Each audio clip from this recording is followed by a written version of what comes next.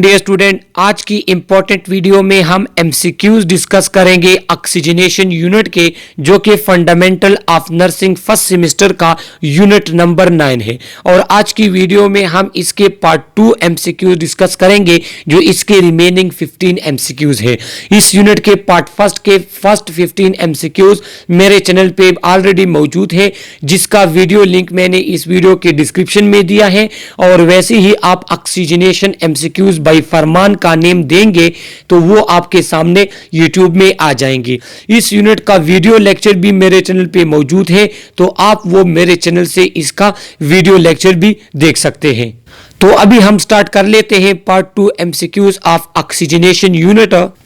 First MCQs हमारे पास है कि a substance in alveoli which keep the lungs wets and prevent collapse. हमारे एल्वियोलाई में वो कौन से सब्सटेंस है जो क्या करता है, जो लंग्स को वेट रखता है और उनको कोलैप्स होने से बचाता है, मतलब खराब होने से बचाता है। कोलैप्स कहते हैं सुकड़ना लंग्स का। तो वो क्या है, B option is correct, surfactant. Surfactant surface tension की मदद से क्या करता है, आपके पास लंग्स को कोलैप्स होने से बचाता है। सेकंड एमसीक्यूज हमारे पास है कि a person that is hypoxic have a sign of. अब हाइपोक्सिक किसे कहते हैं कि ऑक्सीजन की डिफिशियंसी जो होती है, तो वो ऑलरेडी जो है इस एमसीक्यूज के फर्स्ट पार्ट में मैं एक्सप्लेन कर चुका हूं वहां पे। तो जो पर्सन हमारे पास हाइपोक्सिक होगा उसमें कौन से साइंस होंगे, ए ऑप्शन हमारे पास रैपिड पल्स एंड डिस्पनिया उसे होगी, B option increase restlessness and flaring of nares होगा, सी ऑप्शन साइनोसिस। तो करेक्ट ऑप्शन हमारे पास डी है, ऑल ऑफ द अबव, के हाइपोक्सिक पर्सन में ये तमाम साइंस आपके पास मिलेंगे। थर्ड नंबर एमसीक्यूज हमारे पास है कि the abrupt loss of heart function, breathing and consciousness is a result of, कि हमारे पास एकदम से हार्ट का फंक्शन लॉस हो जाए, ब्रीथिंग और कॉन्शियसनेस जो है वो लॉस हो जाए, कॉन्शियसनेस ब्रीथिंग, तो उस कंडीशन को क्या कहते हैं, B option is correct, cardiac arrest. कि कार्डियक अरेस्ट में आपके पास हार्ट फंक्शन लॉस होगा, ब्रीथिंग एंड कॉन्शियसनेस भी आपके पास लॉस होगी। फोर्थ नंबर एमसीक्यूज पे आ जाते हैं कि permanent damage to the heart muscle is called, कि हार्ट मसल्स की परमानेंट डैमेज को क्या कहते हैं, ए ऑप्शन मायोकार्डियल इन्फार्क्शन, जिसे सिंपली एमआईबी कहते हैं। तो ए ऑप्शन हमारे पास करेक्ट है। फिफ्थ नंबर एमसीक्यूज पे आ जाते हैं कि assessment phase for a patient that have a problem of oxygenation, कि वो पर्सन जिसको ऑक्सीजनेशन प्रॉब्लम हो और आप उसकी असेसमेंट करते हैं, तो असेसमेंट में आप क्या क्या चीजें देखेंगे, characteristics of sputum, presence of chest pain, presence of risk factor and medication history भी आप उससे पूछेंगे। तो करेक्ट ऑप्शन हमारे पास क्या है, करेक्ट ऑप्शन हमारे पास है ई, ऑल ऑफ द अबव, कि जब भी आप असेसमेंट करेंगे किसी भी ऑक्सीजनेशन प्रॉब्लम वाले पर्सन की, तो इन चीजों को आपने देखना है। सेवंथ नंबर एमसीक्यूज हमारे पास है कि possible primary nursing diagnosis for a person with oxygenation problem include, कि आपके पास वो पर्सन जो उसका ऑक्सीजनेशन प्रॉब्लम हो, उसके लिए आपके पास पॉसिबल नर्सिंग डायग्नोसिस कौन कौन से बनेंगे। और इस टाइप के एमसीक्यूज अक्सर आप लोगों के एग्जाम्स में आते हैं, लिहाजा इसको आप इंतहाई गौर से देखिएगा। ए ऑप्शन हमारे पास है इनइफेक्टिव एयरवे क्लियरेंस, सही है। बी ऑप्शन हमारे पास है इनइफेक्टिव ब्रीथिंग पैटर्न, वो भी हम देखेंगे। इम्पेयर्ड गैसेस एक्सचेंज, ये भी नर्सिंग डायग्नोस है। D option decrease cardiac output, तो करेक्ट ऑप्शन हमारे पास है E option, all are correct, कि ये तमाम आपके पास क्या है, ये पॉसिबल नर्सिंग डायग्नोसिस है किस पर्सन के लिए जिसको ऑक्सीजनेशन प्रॉब्लम हो। 8 नंबर एमसीक्यूज हमारे पास है कि possible intervention that uses to increase cardiac output and tissue perfusion are, कि कौन कौन से इंटरवेंशन हम करेंगे ताकि कार्डियक आउटपुट आपके पास बढ़ जाए, नॉर्मल की तरफ आ जाए और टिश्यू परफ्यूजन भी आपके पास नॉर्मल हो। ए ऑप्शन हमारे पास है manage fluid balance, B option position client properly, C option administer medication, D option all of the above. तो ये तमाम इंटरवेंशन आपने करने हैं। हमारे पास करेक्ट ऑप्शन क्या है, D option.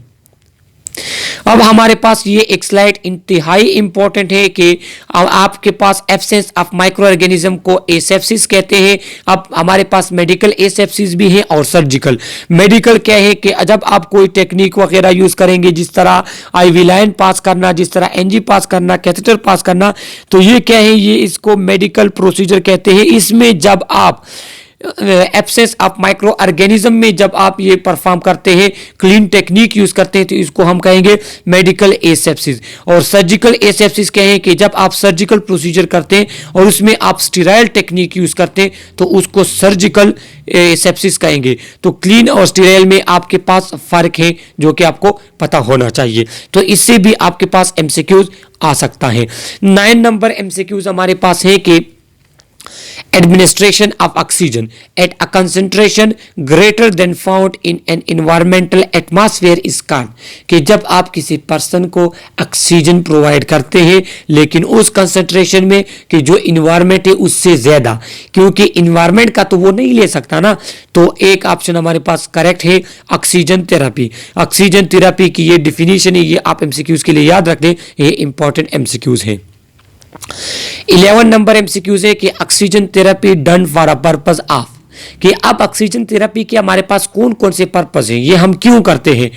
A option provide adequate transport of oxygen in the blood, B option reducing stress on myocardium, C option prevent hypoxia, D option all of the above. Correct option हमारे पास D है, all of the above, कि ये तमाम हमारे पास क्या है, ये तमाम हमारे पास ऑक्सीजनेशन के, ऑक्सीजन थेरेपी के हमारे पास पर्पस है। सही है। बाकी ये किस तरह परफॉर्म करते हैं, किस तरह ऑक्सीजन थेरेपी किसे कहते हैं, तो ये आप वीडियो लेक्चर में देखेंगे जो ऑक्सीजनेशन के नेम से मैंने अपलोड किया है।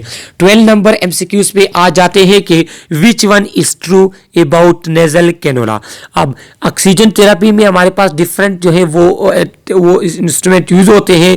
नेजल कैनोला यूज होता है, नेजल प्रोंग सॉरी इसको कहते हैं, नेजल कैनोला यूज होता है, ऑक्सीजन मास्क यूज होता है, एनआरएम मास्क यूज होता है। तो कहे कि नेजल कैनोला के बारे में कौन कौन से हमारे पास ट्रू है ऑप्शन। ये ऑप्शन हमारे पास है flow rate up to 6 litre per minute, मतलब ये 6 लीटर पर मिनट प्रोवाइड करता है ऑक्सीजन, कंफर्टेबल है ये पेशेंट के लिए। C option can be use if patient mouth breathing, अगर वो मुंह से ऑक्सीजन ले सकते हैं तब भी हम यूज करते हैं। D option deliver concentration of oxygen 24 to 45%। तो ई ऑप्शन हमारे पास करेक्ट है, ऑल ऑफ द अबव, कि आपके पास ये तमाम क्या है, ये तमाम नेजल प्रोंग के फंक्शन है। 13 नंबर एमसीक्यूज पे आ जाते हैं कि simple face mask deliver oxygen concentration from, कि जो हमारे पास सिंपल फेस मास्क होता है जिसको हम ऑक्सीजन थेरेपी में यूज करते हैं, तो वो क्या करता है, वो 40 to 60% ऑक्सीजन प्रोवाइड करता है, वो 5 to 8 लीटर पर मिनट हमारे पास ऑक्सीजन प्रोवाइड करता है। तो करेक्ट ऑप्शन हमारे पास है C, both are correct.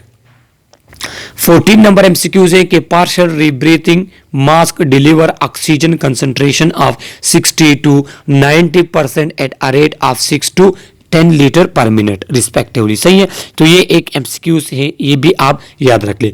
Have an oxygen reservoir bag that is attach allow the patient to rebreathe about the खालिज of exhaled air in conjugation, कि हमारे पास जो ये मास्क होता है इसके साथ एक बैग सा लगा होता है। सही है। इसके साथ एक बैग सा लगा होता है, तो वो बैग कितना हमारे पास एक्सहेल एयर को, कितना ऑक्सीजन को क्या करता है, रिजर्वायर रखता है। फर्स्ट थर्ड एमसीक्यूज के लिए याद रख ले, बी ऑप्शन इज करेक्ट, कि जो हमारे पास पार्शियल रीब्रीथिंग मास्क या एनआरएम जो हमारे पास मास्क होता है, तो उसके साथ एक रिजर्वायर लगा होता है, जो कि आपने हॉस्पिटल में भी देखा होगा, इस तरह प्लास्टिक बैग टाइप लगी होती है। तो वो क्या करता है, वो आपके पास 1/3 ऑफ ऑक्सीजन को क्या करता है, रिजर्व रखता है। 15 नंबर एमसीक्यूज हमारे पास है कि non rebreathe mask can deliver the highest oxygen concentration of, जो हमारे पास एनआरएम मास्क होता है तो वो कितना कंसंट्रेशन की ऑक्सीजन को क्या करते हैं, मेंटेन रखता है। ये ऑप्शन हमारे पास से 95 to 100%, B option 10 to 15 litre per minute oxygen provide करता है। तो हमारे पास सी ऑप्शन करेक्ट, बोथ, कि दोनों हमारे पास करेक्ट है, कि 95 to 100% हमारे पास ये ऑक्सीजन प्रोवाइड करेगा रेट के साथ 10 से लेके 15 लीटर पर मिनट के। अब ये हमारे पास एक इंपॉर्टेंट स्लाइड है कि रिस्पायरेटरी रेट, तो रिस्पायरेटरी रेट एज के लिहाज से हमारे पास डिफरेंट होते हैं। ये हमारे पास नॉर्मल रिस्पायरेटरी रेट है जिसमें आप यहाँ पे देख सकते हैं जो न्यू बॉर्न है वो 40 to 80 ब्रीथ पर मिनट होते हैं, इन्फेंट 30 ब्रीथ पर मिनट होते हैं, preschooler 25 breath per minute उसका नॉर्मल रिस्पायरेटरी रेट है, और एडल्ट का 12 to 18 है। तो इसमें से आपके पास कोई भी एमसीक्यूज आ सकता है। ये 4 एमसीक्यूज आपके पास बन गए। यहाँ पे हार्ट रेट की बात है तो वो भी एज के लिहाज से डिफरेंट होता है, तो ये भी आपके पास तीनों एमसीक्यूज है। तो ये आप इसलिए पढ़ ले क्योंकि जब आप हॉस्पिटल में जाते हैं वहां पे आपको छोटे बच्चे का हार्ट रेट अगर वहां पे उन्होंने मेंशन किया है कि इन्फेंट का 30 है तो आप फिर कहते हैं कि ये टेकिकार्डिया है। नो, टेकिपनिया है, नो, ये रिस्पायरेटरी हाई नहीं है क्योंकि हमारे पास एडल्ट का 12 to 18 है, बच्चों का हमारे पास इन्फेंट का 30 ब्रीथ पर मिनट नॉर्मल होता है। और हमारे पास यहाँ पे ब्लड प्रेशर है न्यू बॉर्न का कम होता है, उसके बाद आफ्टर 1 मंथ का इंक्रीज, और एडल्ट का 122/80। तो ये भी आप एमसीक्यूज के लिए याद रख ले। ये part 2 MCQs of oxygenation unit था। इसके एमसीक्यूज का पार्ट फर्स्ट भी मेरे चैनल पे मौजूद है और ऑक्सीजनेशन का वीडियो लेक्चर भी मौजूद है जो कि आप मेरे चैनल से देख सकते हैं। सब्सक्राइब करें हमारे चैनल को, लाइक करें हमारी वीडियोस को, और कमेंट में अपने नेम और अपने इलाके का नेम आप हमें मेंशन करें, आप जिस कॉलेज से पढ़ते हैं। Okay, thank you.